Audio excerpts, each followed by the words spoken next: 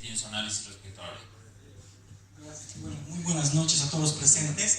Antes de iniciar quiero aprovechar el espacio para una pequeña fe de erratas. En el anterior evento sobre edificaciones sustentables, que aquí estaban presentes los compañeros de la alcaldía, nosotros como SEUR, como Sociedad de Estudios Urbanos, felicitamos al gobierno municipal por la iniciativa de generar este tipo de normativas que traten de buscar soluciones a problemas ambientales que tiene. Sin embargo, observamos que esta normativa en específico, la ley 211 y su reglamento, tenía muchos detalles y problemas y cosas que tenían que resolverse. Lamentablemente los del gobierno municipal agarraron eso como una felicitación a la misma norma y estaban por todos diciendo, los de la SEUR nos han felicitado, nuestra norma es estupenda, excelente, haciéndose gala, ¿no? Lo cual es totalmente falso. Como Sociedad de Estudios Urbanos Regionales jamás vamos a apoyar una normativa que vaya en contra de todo lo que están hablando, de los derechos que tienen los ciudadanos, de la mejora de la ciudad y principalmente que vaya en contra del medio ambiente como lo es esta norma. Y les voy a explicar por qué digo eso. Bueno, voy a hablar un poquito sobre los criterios para edificaciones sustentables en Cochabamba. Se ha hablado mucho de la plusvalía, de la captura de recuperación de valor, de los negocios inmobiliarios, pero ¿qué es el medio ambiente? Al final de cuentas, edificaciones sustentables tienen mucho que ver con medio ambiente y los criterios que nos plantea la normativa son los más adecuados, son los correctos, van a ser aplicables. Esto debería surgir justamente de un análisis, de un diagnóstico, de una necesidad. Toda normativa debería surgir. ¿Y cuál es la necesidad en Cochabamba? ¿Cuál es la situación actualmente?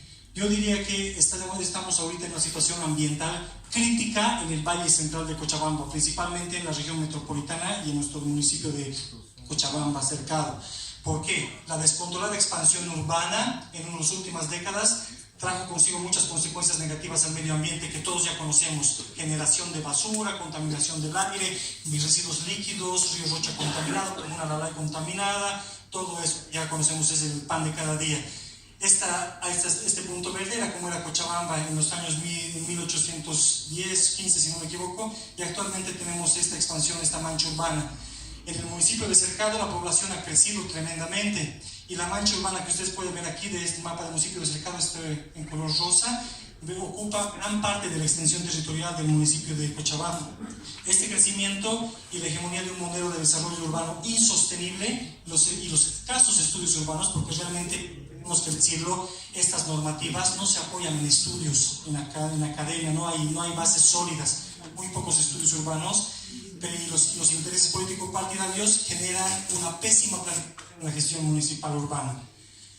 Los problemas que tenemos principalmente es el tema del agua, déficit hídrico. No hay suficiente agua para vivir. Por décadas en Cochabamba estamos sufriendo periodos de sequía de agua y debemos subsanar nuestro déficit hídrico mediante estrategias. A diferencia de en La Paz, cuando no tenían agua, los paseños salían con sus baldes, no tenían tanques de agua. Aquí en Cochabamba no hay casa que no tenga su tanque de agua arriba y su tanque de agua. Son estrategias que hemos aprendido a lo largo de los años por la falta de agua. Y también tenemos que transportar de lugares muy lejanos. Actualmente en Cochabamba tenemos una capacidad instalada de 1540 litros por segundo. Pero esta agua no la producimos aquí en nuestro municipio. Sabemos de dónde viene, de lugares alejados. Visicuni, pozos en El Paso, pozos en Vinto, de Escalerani. Entonces, sin embargo, aquí en el territorio, en esta área que manchamos, pues mostré manchada con rosado, con la precipitación pluvial que tenemos anual, si se captara toda esta agua, se podría tener al año un total de más o menos aproximadamente 62 millones de metros cúbicos de agua que podríamos utilizarlo. Eso equivaldría más o menos aproximadamente a 2.004 litros por segundo. Si captáramos todo el agua que cae en el área urbana de Cochabamba, ni siquiera en todo el municipio, en la zona urbana, ¿qué pasa con esa agua? Se escurre, se va a la cancha, se mete a las alcantarillas, colapsa los sistemas de tratamiento.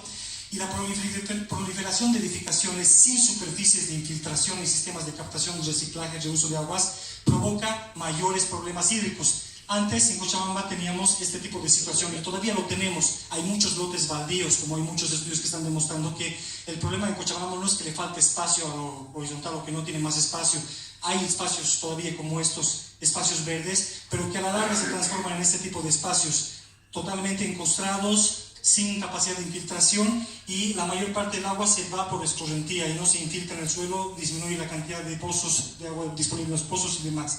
Entonces hay suficientes también redes de distribución, tenemos suficiente agua. El problema es que no sabemos distribuirla bien, no hay suficientes redes, CEMAPA no alcanza todo el municipio. y las aguas residuales que se generan por este mal uso de nuestra agua colapsan nuestros sistemas de tratamiento. En el tema de la contaminación atmosférica también es algo muy conocido por todos nosotros, es lo que respiramos cada día. Los estudios de inventarios de emisiones que se han realizado en Cochabamba nos demuestran, aquí tenemos en barras verdes lo que corresponde al parque vehicular, las fuentes móviles, las fuentes de áreas, que son ladrilleras, industrias y otros, y las fuentes fijas, que son las que menos tenemos. Los principales responsables de la contaminación de los gases contaminantes en nuestra ciudad son los automóviles, eso no hay lugar a dudas. La red Mónica dice a nivel de Bolivia que es 80%, pero en Cochabamba se sabe que es más del 80%. Y el principal culpable, como es el parque automotor, entonces, ¿qué tienen que ver los edificios, las edificaciones con estos sistemas de los vehículos? Se preguntarán. Pues depende de dónde uno ubica su edificación sustentable. Si yo tengo mi casa, mi edificio sustentable en esta zona del municipio y tengo mi trabajo en el centro, ¿qué creen? ¿Voy a necesitar utilizar bicicleta o automóvil para movilizarme cada día? Obviamente automóvil, vehículos que contaminan. En cambio, si la ubicación está en una zona estratégicamente planificada, cerca de lugares de trabajo, acceso a fuentes de mercados, lugares de recreación, me va a facilitar para poder acceder a estos espacios de manera más sustentable, a pie o en bicicleta. Entonces, ubicarse en un sitio específico, en un edificio, genera mayor o menor sustentabilidad. También el tema de la basura. Según el Plan Territorial de Desarrollo Integral de Cochabamba, Cochabamba genera cada día alrededor de 500 toneladas de residuos sólidos que van al botadero de Caracara, que es un botadero que año a año vamos arrastrando su cierre. Y muy pocas edificaciones hoy en día, incluso las públicas, que por ley deberían ser las primeras en cumplir la ley 755, implementan gestiones integrales de residuos sólidos dentro de sus generaciones. Y a nivel municipal, según el mismo PTDI, el acceso a la recolección de basura hecho por EMSA cubre actualmente el 84%, o sea, no es que recolectamos el 100% de nuestros residuos, y en algunos lugares, en los nuevos asentamientos, incluso solamente llega al 30% de la cobertura. Eso quiere decir que un edificio sustentable tiene que ser necesariamente un edificio que priorice la separación y reciclaje de residuos. Siguiente. En el tema de la temperatura, las islas de calor, cada vez sentimos más calor, eso también está relacionado con los edificios. ¿Por qué? Toda esta mancha que vemos acá es la costra de cemento, la jungla de asfalto que tenemos en nuestra ciudad.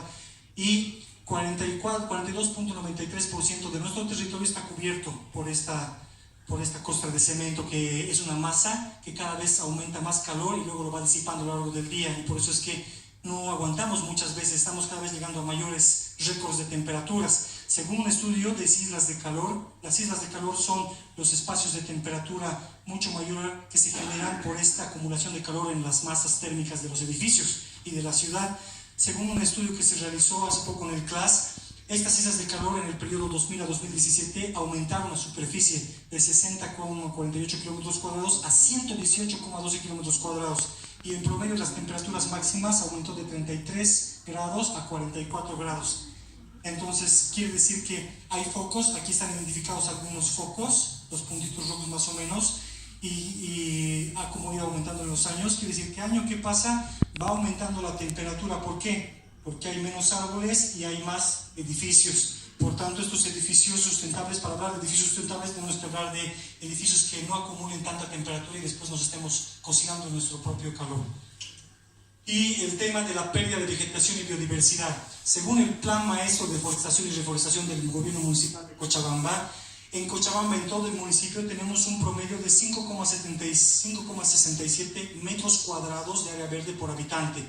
Eso les parecerá mucho poco, en realidad es muy poco. Aquí pueden ver un gráfico, por ejemplo, de las áreas verdes, el grado de cantidad arbórea del municipio, y pueden darse cuenta que se encuentran las áreas verdes principalmente en nuestro municipio, en la zona norte. Por lo tanto, ¿dónde se deberían priorizar los edificios sustentables con áreas verdes? ¿En la zona norte o en la zona sur? Por lógica, donde se necesita más, es cierto. Sin embargo, la mayoría de estos edificios están tratando de ser construidos donde ya hay áreas verdes, inclusive a costa de estas pocas áreas verdes que ya tenemos y áreas verdes de recreación. Y esto genera un gran impacto porque las especies que tenemos en nuestro valle, nativas y algunas exóticas, se van perdiendo cada vez más. Inclusive árboles patrimoniales que tienen cientos de años de antigüedad son destruidos cada día por construir nuevas edificaciones. y hoy en día vamos a hacerlo con el título de sustentables. Acá nomás cerca, en la avenida Niceto Arce, en la casa de los Asbun, no sé si lo conocen, frente al Colegio Domingo Sabio, había unos árboles hermosos, enormes, que chao, desaparecieron. ¿Por qué? Por una gran edificación que se está construyendo. Siguiente.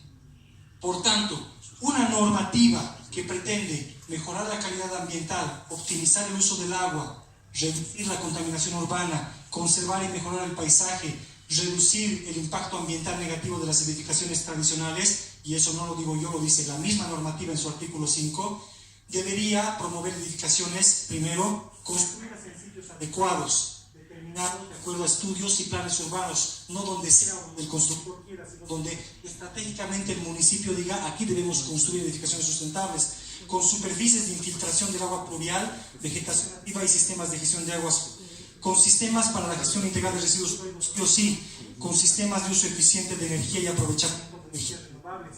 ¿Cuántos edificios hoy en día desperdician tanta energía solar que recibimos en el municipio? Casi no se utiliza la energía solar en nuestro municipio. Diseñadas bioclimáticamente. ¿Por qué? Porque un edificio que está diseñado bioclimáticamente no necesita tanta calefacción, que gasta energía y genera mucho dióxido de carbono.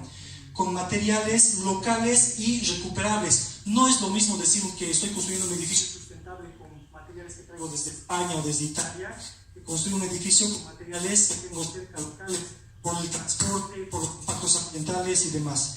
Y además, esto es algo muy importante, que es lo que más nosotros criticamos, debe aplicarse a todas o a la mayoría de las edificaciones del municipio, porque de nada nos sirve que unos 2 o 3 o 4 o 40 edificaciones estén con esta característica de sustentable, si las 400 que se construyen al año en el municipio no lo hacen o no les da la gana, y solamente estas edificaciones se construyen por interés, más que por medio ambiente, por intereses lucrativos. Por lo tanto, ¿qué es lo que nosotros observamos de esta ley municipal? Lo que yo observo de la ley municipal 211, ¿cuál es el problema? Principalmente no tiene estudios que lo sustenten, no tiene estudios de peso que sustenten lo que se está planteando ahí. Presenta incluso definiciones incorrectas de lo que es sustentabilidad y otras cosas, pero principalmente es una normativa aislada, no está conectada con un plan integral del municipio, como decían los que me precedieron, y permite obtener calificación mínima requerida para la certificación con pocos componentes sustentables, que les voy a explicar a qué me refiero a esto. Promueve negocios inmobiliarios privados a título de incentivos, genera mucha plusvalía que no sirve para los demás, solamente para el mismo constructor, y plantea una comisión técnica sumamente parcializada donde solamente participa gente del municipio para temas y casos especiales. Y además relega la calidad ambiental a estándares mínimos, les voy a explicar por qué, y no cumple con sus objetivos ni sus fines. Estas son las calificaciones de criterios sustentables que plantea la norma. Pueden ver para viviendas unifamiliares, para viviendas multifamiliares o edificios comerciales y para edificios largos de densificación vertical. Tiene 10 criterios de sustentabilidad, pero para obtener la nota, para que te den tu certificación sustentable en un edificio unifamiliar, solamente necesitas sacarte 51 sobre 51 a 60 puntos sobre 100 y pasaste. ¿Eso qué quiere decir? Que si tú agarras y implementas unos grifos ahorradores, un sistema de ahorro de agua, dices estoy manejando el agua, ahorrando agua, y agarras un poquito en el tema de implementación de espacios verdes, que es todavía muy discutible, le colocas un muro verde, por ejemplo, y dices estoy implementando espacios verdes, y te dan esta calificación, 25 más 30, ¿cuánto es? 55, ya pasaste. Con solamente estos dos componentes ya tendrías derecho a tu certificación sustentable. ¿Y qué pasa del resto de los otros componentes, los otros criterios que se requieren? En el caso de las multifamiliares o de comercio también es crítico, porque igual la mayor parte, no quiere decir que no sean importantes, son importantes, el agua es un tema crítico y la vegetación también, pero los otros componentes, como les acabo de explicar, proyección de obra de acuerdo al clima local, construcciones de mayor calidad, uso de materiales, ahorro de energía, son también importantes. El resultado de esto es que tenemos una distribución de las edificaciones sustentables. Si es que ustedes van a tener la edificación sustentable, pueden tener hasta 6 plantas en la zona de consolidación de la imagen, que es la parte verde. Pueden llegar a tener hasta 10 plantas, según la normativa, en la zona de renovación de la imagen, que es la zona lila. En la zona de conservación de la imagen, la amarilla, pueden llegar hasta 9 plantas. Y la zona de crecimiento vertical, las líneas rojas, que son las avenidas, vías principales, hasta 16 plantas. Pero si son multifamiliares o comerciales, sus edificaciones, hay un plus. En el artículo 15 dice hasta 2 pisos, quiere decir que podría ser hasta 18, hasta 11, hasta 12 y hasta 8 plantas. ¿Cuál es el problema? La normativa prohíbe obviamente construir edificios grandes en la zona de recarga acuífera que ya está urbanizada lamentablemente en la zona norte y la zona de la laguna, el distrito de la laguna. Pero en estas otras zonas el impacto ambiental no es menor, porque tenemos la serranía de San Pedro y construir aquí edificios de, aquí nos dirían hasta 11 plantas en esta parte, ¿no ven? Amarillo, hasta 11 plantas, hasta 12 pisos, generan necesariamente un impacto ambiental grave a la serranía, a todo su ecosistema, al paisajismo y a todo lo que es el ecosistema urbano. Entonces es algo muy complicado y va más allá. Aquí se puede ver que las verdaderas intenciones no son ambientales. ¿Por qué? Porque se ha generado una comisión urbana de la construcción que ha propuesto modificar este reglamento. Entre sus modificaciones, lo que indica es que, por ejemplo, para predios emplazados en avenidas cuyo perfil sea igual o mayor a 30 metros, frentes de lote sea igual o mayor a 20 metros, la superficie de lote mínima y altura máxima será, y aquí entonces están proponiendo diferentes superficies y alturas de 25 plantas, 30 plantas, 35 plantas, 40 plantas, hasta 50 plantas o más. Imagínense edificios de 50 pisos o más. Cuando salió esto en los tiempos, como noticias de que era la intención de la alcaldía construir edificios de 50, 30 pisos en Cochabamba, yo me asombré porque la normativa inicialmente no decía eso, pero con esta propuesta que se está queriendo hacer, es lo que se pretende.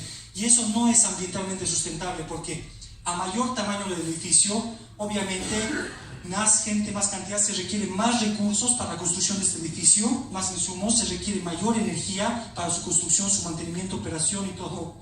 Y genera también más desperdicios, residuos sólidos, residuos líquidos. Por lo tanto, mientras más grande es tu edificio, efectivamente va a ser menos sustentable. No quiere decir que un edificio, porque tenga unas plantas, en algunos casos sí hay proyectos muy interesantes de edificios grandes que pueden llegar a cierto nivel de sustentabilidad, pero en general, mayor es el edificio, es más difícil lograr una sustentabilidad. Finalmente, el tema de áreas verdes es algo muy preocupante, porque pese a esos innegables beneficios, las superficies que son como balcones o muros verdes no pueden reemplazar necesariamente una área superficial horizontal, un área verde, porque permite la infiltración de lluvia, que puede permitir la plantación de árboles nativos y otras especies, requiere menos inversión y mantenimiento que una superficie vertical, y son espacios de interacción y descanso que requiere la población, que necesita. Y en nuestro municipio realmente necesitamos más áreas verdes. El municipio que más áreas verdes tiene por habitante es la comuna que más área verde es la comuna de La Zamudio, que llega a los 9,61 metros cuadrados por habitante. Hay muchos rumores, hay mucha divulgación de que la OMS indica que mínimamente se requieren 9 metros cuadrados por habitante para una ciudad que sea más o menos sustentable, lo cual es falso. La OMS en realidad no tiene ningún documento oficial que diga mínimamente 9 metros cuadrados por habitante para que su ciudad sea verde, sustentable. Incluso 9 metros cuadrados, si fuera cierto, sería el mínimo, lo cual la normativa nos estaría relegando a estar en el mínimo y no a buscar lugares adecuados que tengan superficies suficientes para que no solamente se filtre el agua, se genere una buena temperatura y haya recreación, sino que haya sustentabilidad en todos los sentidos.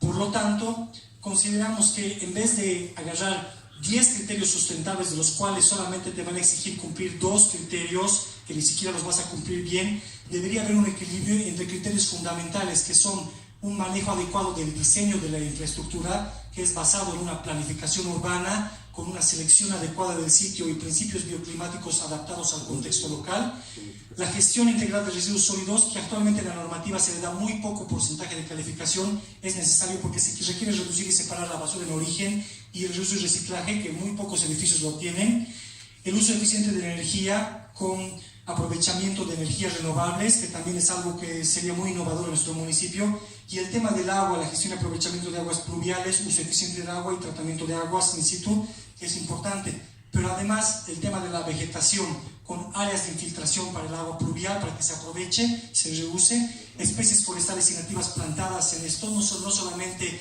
un jardincito pequeño, ornamental, sino cosas que necesita nuestra ciudad verdaderamente, y incursionar en la agricultura urbana. No se habla nada de eso en la normativa y es algo muy importante. Hoy en día tenemos que promover la agricultura urbana, ya que cada vez estamos más dependientes de la agroindustria que está generando alimentos de poca calidad. Todos estos elementos deberían tener una ponderación similar para generar un equilibrio de un edificio sustentable que no se vaya solamente al componente agua y vegetación o solamente al componente de residuos sólidos o aún, sino ser un edificio sustentable en todos los sentidos.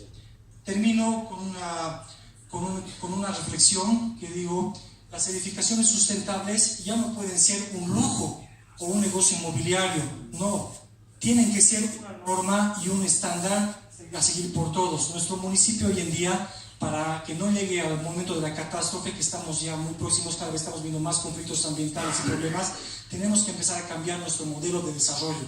Y desde nuestras edificaciones donde ahí vivimos, trabajamos, estamos todo el tiempo, debemos seguir un estándar y una normativa para nosotros debería apuntar no a premiar unas cuantas edificaciones que quieren hacerlo ya sea por motivos económicos o ambientales, sino a impulsar a que todos los edificios nuevos y antiguos se nivelen a un cierto estándar de sustentabilidad. De lo contrario, no habrá un futuro sustentable para nadie en este municipio. Gracias por su atención.